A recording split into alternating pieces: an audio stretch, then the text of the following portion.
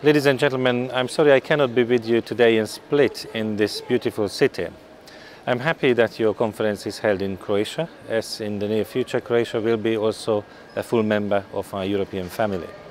I send you this video message because I know that the work of Mental Health Europe is essential in addressing the needs and difficulties of people with mental health problems. Yet challenges remain. The economic downturn, and in particular the job insecurity, restructuring and unemployment have undoubtedly increased the risk of mental and physical ill health. This is extremely worrying, since people with mental health problems are among those most vulnerable to social exclusion, discrimination, stigmatization and impaired access to services. With regard to the mental health of workers, there are a number of issues to highlight. First, the public is acutely conscious of the risk of ill mental health. According to a European opinion poll on occupational safety and health published this March, 80% of the European workforce believes that the number of people suffering from job-related stress over the next 5 years will increase, with 52% expecting it to increase a lot. Secondly, the personal suffering of workers with these health difficulties translates both into higher unemployment and greater precariousness of jobs.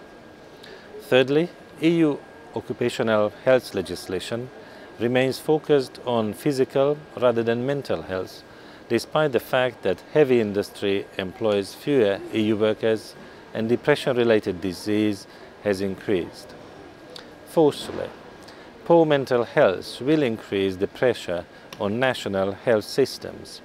We owe it to ourselves to address these issues out of respect for human life and the principle of equal treatment.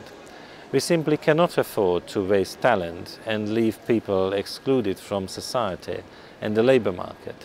If we want to meet our Europe 2020 employment and poverty targets, we must work together. Ladies and gentlemen, now is the time to act.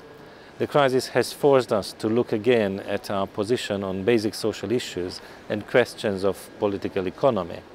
We have a collective responsibility to ensure that this does not continue, and we must not miss our chance.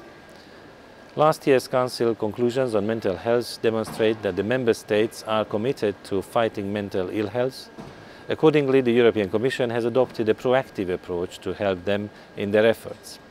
In addition to a joint action on mental health underway with the Member States, the Commission is harnessing and disseminating the wealth of good practice available across the EU through the EU Compass for Action on Mental Health and Well-being.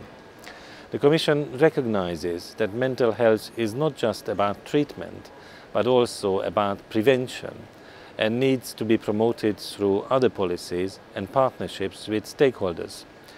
In the European Pact for Mental Health and Well-being, the Commission invites Member States and stakeholders to discuss mental health issues and possible solutions. There is a growing understanding that our policies and actions must reinforce each other, as well as match our medium to long-term priorities. Good mental health is a social investment and can only bolster our economy, which is one reason why I welcome the current shift in the debate on fiscal consolidation to include growth. Proactive social investment can preempt much higher economic and social costs in the future. It is much better to invest now than pay later. The negative impact of the global economic crisis on the mental health of workers is something we cannot ignore. I'm certain that this event in Split will make a key contribution to finding the way forward. Thank you and have a successful conference.